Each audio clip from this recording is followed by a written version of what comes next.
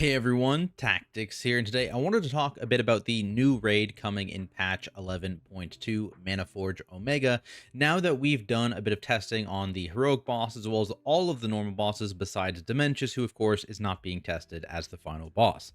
There is going to be spoilers ahead in this video, so beware, as I'm going to be discussing all of the bosses that we've tested as well as the general vibe that I personally am getting from this raid as a whole. And remember as well that I will be putting out boss guides for normal, heroic, and mythic difficulties, as well as season 3 dungeon guides in the near future. So make sure you hit that subscribe button, as it's free to do and is the best way to support me. Now, to get started, let's just go from the beginning of the raid, starting with boss number 1, Plexus Sentinel. And right off the bat here, you get that flavor of using this brand new artifact cloak and kind of the powers it provides you. You can basically use it to dash through some of the traps and stuff in the intermission phase without actually being damaged by them. So pretty cool there. And also visually, you got like these laser walls and stuff like that going on in this area. So pretty cool. And this is kind of where it all begins, because after you defeat this first boss, you're going to turn the corner and the facility just kind of opens up and shows you how massive it actually is. And the initial view is spectacular. The art team really outdid themselves on this one, and honestly the raid as a whole just has this big, like, epic feel to it that I think was a little bit lacking in Undermine, just in my opinion. And that feeling, it does not go away. You get the visuals, like I said, 10 out of 10. There's such insanely cool looking things throughout this entire raid. Boss abilities, the actual environment, the trash, and everything going on. I'm a big fan, and I am really excited. Obviously going to say that about every single raid, but this one in particular, I love the vibe. Now, I know me saying it's a giant raid is probably going to make a few people worried about trash, and while there is a decent amount of trash, I don't think it's an overwhelming number of trash mobs in the raid. Plus there's things like portal unlocks and waystones to make traversing easier, and I believe there's also some points in the renown track, which of course is making a return, that make trash easier as well. Now, once you defeated the first boss, you can choose between which of the next two bosses you want to take on first. That's between Lumathar and Soulbinder Nazri.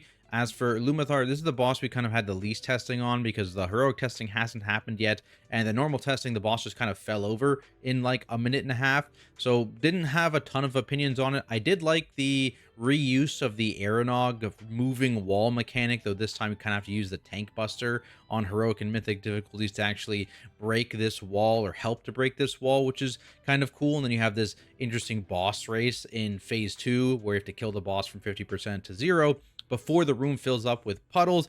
It's a second boss or third boss, so it's not going to be tuned super difficult, but interesting boss nonetheless.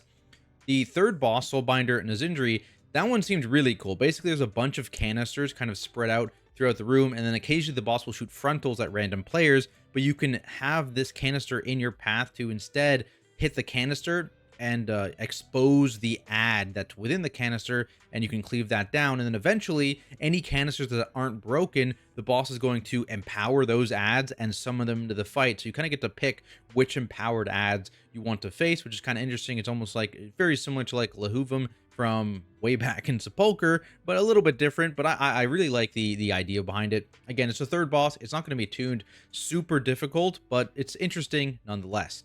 After you defeat the second and third boss, you can make your way up to Forge Weaver Arz. And again, you're using your cloak here to kind of traverse through these like giant columns of energy across these chasms. And if you mistime it, you can just get vaporized by these columns of energy shooting through the facility, which is kind of funny. The boss itself is pretty interesting. It's a mix of like, hey, you're taking on the boss alone, and then you've got a damage amp. Oh, but now there's 2 target cleave because there's this echo ad, and then occasionally you're going to spawn these smaller ads that can be CC'd, and you need to lock down and cleave down quickly. So there's a good mix of different damage profiles in this boss fight alone, which I really enjoyed. And it being the fourth boss, this is probably where things are going to start to step up a little bit in terms of difficulty. And mechanically, you can kind of see that there's definitely more going on in this boss fight compared to boss 2 and 3. So I'd expect the first 3 bosses to be much easier than this fourth boss and onwards. Is it going to be as hard as Styx?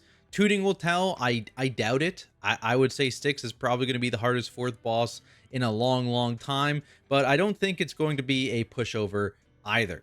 after defeating the Forge Weaver, you kind of make your way outside of the facility, and that's where you're going to fight the next 3 encounters. So you get a pretty significant change of scenery from being inside this facility that's like ethereally and voidy, and then out into the Koresh planet as a whole, where it's much brighter. You still get that kind of void energy and vibe from the sky. There's like animals flying around the sky as well. The environment's just, they're breathtaking. I don't know if there's another word to describe it. They're absolutely insane. The first boss outside is that optional Soul Hunters encounter. I still don't know what optional means for a raid boss or why it's even a thing, but you know, that there it is. And this is about as demon huntery of a boss fight as you can get. So I'm not surprised at all, after having done the fight now, by the speculation around, hey, there's a third demon hunter here. That guy is going to be a demon hunter spec for sure. To give some information on that voidy demon hunter guy in particular, in terms of what he does in the boss fight, he's actually not tankable. He just jumps around the room and spams bolts at random people. He throws out like orbs that dot people, creates a lot of puddles on the ground. So it does actually make me curious if this third spec is a real thing. Are they going to make it a range spec or like a mid-range DPS like Evoker? Or are they going to, you know, obviously the boss is using glaives, so that indicates people think it's going to be a melee spec, but it would be interesting still if they gave it like a bow or something, add another spec that can use those type of weapons. And like I said, in the boss fight, this guy is mostly doing range stuff. As for the boss fight itself, it's basically just 3 target cleave, and then occasionally you get this intermission where it's spread 3 target. And so obviously multi-daughters are very happy with that. The Shadow Priests were very strong on this boss fight on the PTR testing, which is not surprising. It doesn't seem quite as like mechanic vomity as previous council fights where there's just so much going on and nothing matters. It's not quite that level.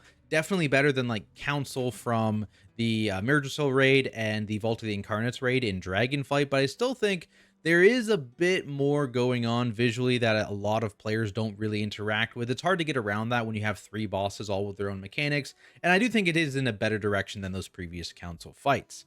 Moving on, we've got the pure single target boss in Fractalus, which my chat has labeled as the Tetris Boss, because there's kind of this mini game going on in the boss fight where you're managing these crystals. They're targeting on random players, and there's 6 sections to the boss room where you can drop a crystal, and it always goes as far back as possible no matter where you are in that section. And basically you need to alternate between like dropping these crystals and then breaking a smaller amount of crystals and preventing 6 total crystals from being in one section, otherwise the boss enrages. It's a very unique and cool concept for a boss fight, just because again, you have, at least on testing, we had like 6 crystal clears and 9 crystal spawns in every 40-second rotation. So you are going to eventually hit that enrage. It's just based on how well you handle them. And with this being the third last boss in the raid, I expect the tuning on this to be quite tight initially in terms of the DPS check. I will say the clarity on this boss is something that is a bit lacking right now, and this is the most notable one, I would say, out of all the bosses in the raid that we tested. There's basically small white arrows underneath the boss that'll point at the crystal spawners, as well as the actual people who can break crystals. So they definitely need to improve maybe the color, make it a little bit more clear on the ground, which is kind of a similar color. The size of the arrow, I think, definitely needs to be improved so other people can see it. And they maybe need to give a different indicator between people who are making the walls versus people who are actually breaking the walls. Because if you're making a wall, you can actually cleave people in the entire section. Whereas if you're breaking a wall, it doesn't hit anyone else. So having them be the same symbol is a bit confusing, I would say. But assuming that stuff gets adjusted and improved, I think there's going to be a very cool fight. Again, very unique with that like Tetris-y kind of vibe. From here, you're going to make your way back around the facility so you can access the final boss fight, and that brings you to the penultimate boss fight, Nexus King, who I assume is related to Nexus Princess from Nervo Palace, so that's cool. And he's not alone, he's actually riding a dragon, which is always sick. This fight happens on a bunch of floating platforms just outside of the actual facility. And the best way I think to describe this is kind of like a mix between Sarkareth, Razageth, and Nexus Princess, all with its own unique flair also thrown in there. This boss looking sick. So like going through the phases, phase 1, you've got to clear this debuff off your raid with these group soaks, and you got to make sure at the same time you're dropping these puddles off nearby and then rotating as a group around the platform as those puddles fill up. So very Sarkareth P1 vibes.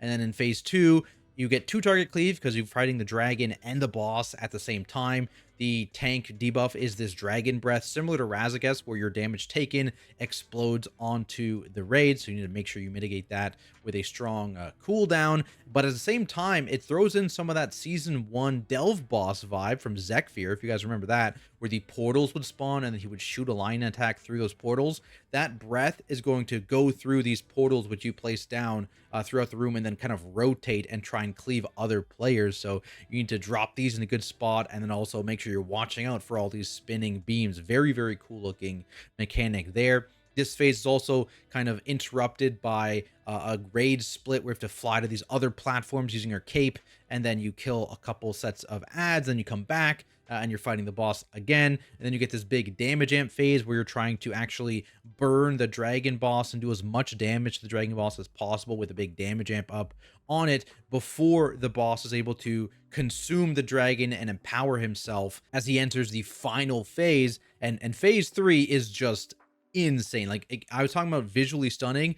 This phase looks crazy. Basically, you've got these Nexus Princess black holes that spawn on random players and the tank, and they're going to pull you in for just a couple seconds, but then they transform into dark stars and they start to orbit the platform, and they shoot out these like celestial voidy rings that you need to avoid. And then eventually random players in the tank are going to be targeted by these missiles, which you need to aim at these rotating dark stars and hit them with in order to prevent you from wiping. Crazy last phase, visually stunning, going to be absolutely insane on Mythic. Honestly, this boss fight feels like it could be an end boss in your average raid. So I'm really excited to see what it looks like during Mythic testing in a couple weeks, which I will be streaming. So make sure you check that out. And I'm really excited to see how Dementius is going to turn out when we see that boss on live servers. Overall, again, raid, visually stunning. There's no other way to describe it. The visuals, 10 out of 10. They have some cool new unique boss ideas, which I really like, and they've also reused some old boss ideas in interesting ways, which I really do appreciate as well. I would love to know what you guys think, though, after seeing the raid or testing the raid for yourself. Do you think it's going to be better than Undermine? How to stack up to Nurabar for all the War Within raids? What boss are you most looking forward to? Let me know down in the comments below, and make sure you are subscribed again. All that guide content is going to be coming over the next couple months for Season 3. Of course, none of this would be possible without all my amazing Patreons, so thank you for the support, and I'll see everyone in the next video.